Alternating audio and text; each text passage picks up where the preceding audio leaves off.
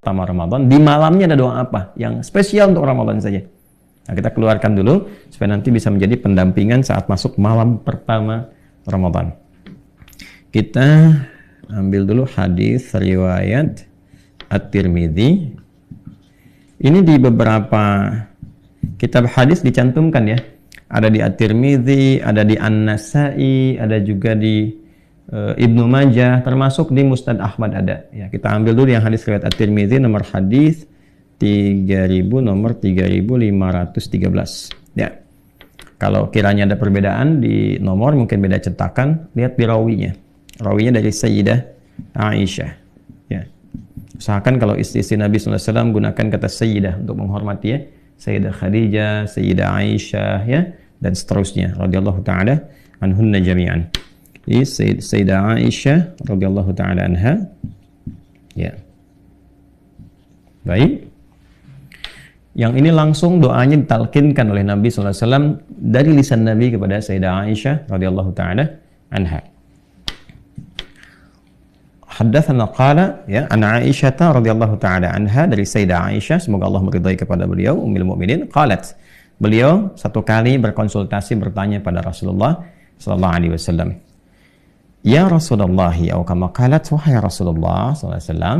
Kan? Nah, ini menarik sekali. Ketika beliau menggunakan diksi ya Rasulullah dan tidak mengatakan misalnya ya zauji, wahai suamiku, tapi memberikan kesan sebagai sifat Nabi SAW yang diutus oleh Allah untuk membimbing umatnya, termasuk keluarganya. Sehingga ketika disebutkan Rasul, otomatis jadi teladan. Yaitu nanti diikat dengan Quran surah ke-33, Al-Ahzab ayat 21. Laqad kana lakum fi Rasulillahi uswatun hasanah. Sungguh telah ditetapkan pada kepribadian semua yang melekat pada Rasulullah. Ingat, Rasul dengan sifat Rasulnya. Nabi Muhammad SAW menjadi lebih mulia, lebih istimewa karena sifat kerasulannya. Maka ketika diksinya menyebutkan Rasul, berarti di situ sudah ada keteladanan. Dan inilah cerdasnya Sayyidah Aisyah. Beliau juga seorang faqihah, ya, seorang ahli fiqih, ahli hadis, dan sangat luar biasa jenius keilmuannya, seorang pengajar pasca wafatnya Nabi SAW, dan sangat detil dalam memberikan diksi. Ya Rasulullah, wahai Rasulullah SAW, memberikan kesan bahwa kepada kita ada informasi yang sangat penting. Ara'aita in alimtu ayya lailatul qadri ma aqulu fiha. Bagaimana pendapatmu, bagaimana bimbinganmu, bagaimana petunjukmu kalau sekiranya aku merasakan dari malam Ramadan itu merasakan malam Al-Qadar, ya kan? Baik, maka apa yang aku katakan, doa apa yang aku bacakan? Nah, ini memberikan kesan kepada kita teman-teman. Petunjuk pertama tadi meneladani kebaikan-kebaikan dan petunjuk yang dituntunkan oleh Rasulullah, apalagi sumbernya dari A1, istri beliau Sayyidah Aisyah radhiyallahu taala anha. Yang kedua adalah semangat menghidupkan malam Ramadan. Ya, jadi malam pertama sampai malam terakhir. Jangan hanya menunggu di 10 malam terakhir. Ya, siapa tahu Allah turunkan di pertengahan atau sejak awalnya. Kita nggak tahu kapan malam Al-Qadar itu. Ya, walaupun nanti ada hadis-hadis meminta kita berburu di akhir supaya meningkatkan semangat, tapi Allah punya hak untuk menurunkan itu di awal, di pertengahan, atau bahkan di akhir. Karena itu hadis ini memberikan kesan kepada kita juga, hidupkan setiap malam Ramadan, sehingga kita bisa merasakan perbedaan di setiap malam. Nah, dalam konteks kita merasakan itu, lalu berdoa, apa doanya?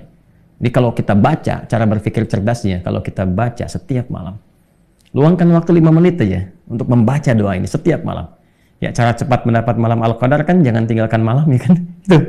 Ya, paling cepat kan begitu, walaupun cuma 5 menit malam, gitu kan? Nah, kalau aku merasakan getaran itu, apa yang aku baca? Jadi, ini doa khusus di malam Ramadan, dan para ulama biasanya menempatkan doa ini di jeda-jeda tarawih. Jadi, begitu 2 rakaat selesai, atau yang pakai 4 rakaat selesai, jeda dulu. Tenangkan dulu sampai hati merasakan ketenangan. Makanya disebut dengan tarwihah, jamaknya tarawih. Ada jeda yang menenangkan kepada jiwa. Ya, apa yang dibaca? Kata Nabi, quli, ya, maka katakanlah, berdoalah. Nah, ini doanya ya. Kita tuliskan, Allahumma innaka afuwun tuhibbul afwa, kan, fa'fu anni. Nah, ya. Di riwayat lain saya kasih kurung, ini ada tambahan karim. Silahkan, tidak ada masalah menggunakan yang manapun. Allahumma innaka afuwun. Yang pertama, yang kedua pakai karim boleh. Tuhibbul afwa fa'fu anni. Nah, ini spesifik untuk malam-malam Ramadan, hadisnya sahih. Ya, baik. Allahumma, ya Allah, saya pernah sering kali bahas.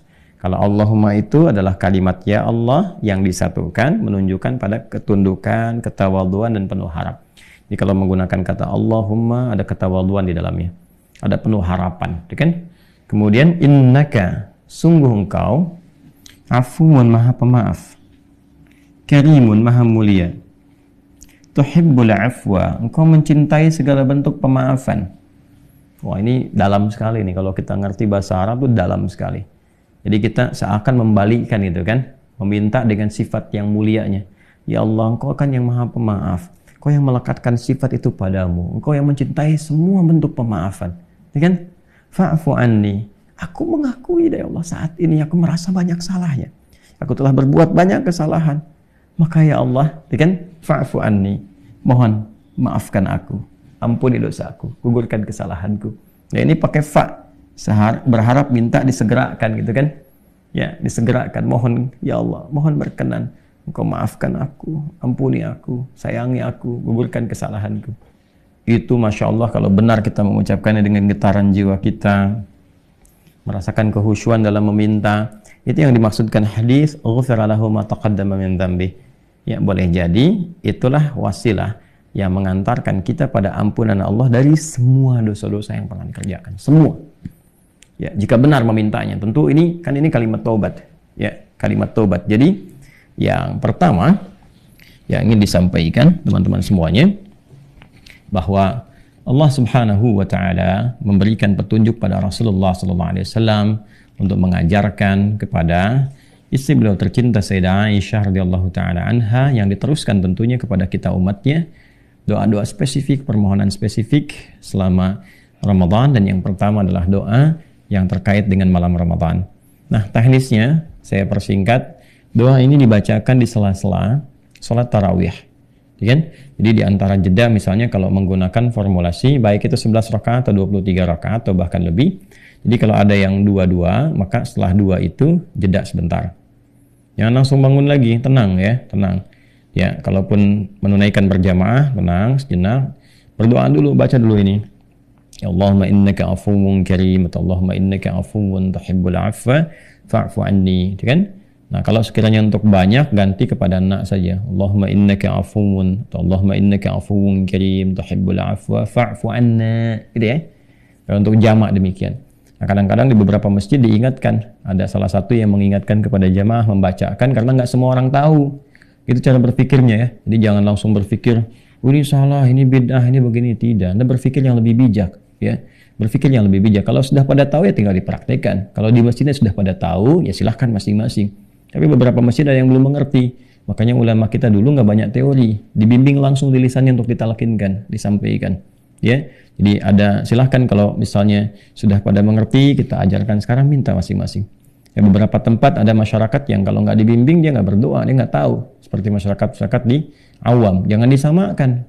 Ingat ya, fikih itu nanti akan selalu berkesesuaian dengan karakter setiap muslimnya. Jadi jangan samakan orang-orang yang sudah mengerti dengan masyarakat awam, orang-orang yang menengah pendidikannya atau bahkan cukup baik, bisa memahami, mengerti, dengan orang-orang yang pekerjaannya sangat sederhana. Ya, dia bertani, dia berkebun, dia pulang itu dia nggak sempat belajar ini itu, dia pahami yang pokoknya saja, itu pun sudah ada babnya. Jadi lengkap di Islam tuh, babnya lengkap. Nah, jangan semua harus ditarik, harus sama seperti Anda, tidak. Ya, kita harus bijak melihat dan bijak juga menilai pada diri sendiri. Kan yang dihisapnya kita masing-masing, ya kan? Tapi nanti ada fikih ranah ulama yang di situ kemudian disesuaikan kepentingannya dengan masyarakat-masyarakat yang bisa mendapatkan bimbingan sesuai dengan karakter mereka. Ini gambarannya. Kemudian dibacakan dengan penuh kehusyuan, ketawaduan, permohonan yang dalam kepada Allah sehingga kita merasakan getaran doanya. Bukan hanya untuk pribadinya saja, gitu ya. Nah, ini teman-teman sekalian, doa yang pertama saya kira yang bisa kita bahas di kesempatan subuh kali ini. Dan tentunya disiapkan. Dari sekarang saya tuliskan, ajarkan sampai dalilnya, di mana di kitabnya dan sebagainya, supaya dari sekarang sudah disiapkan, dipelajari, dipahami, coba dilatih dalam tahajud pelan-pelan, nanti pas Ramadan sudah terbiasa. Kelasnya?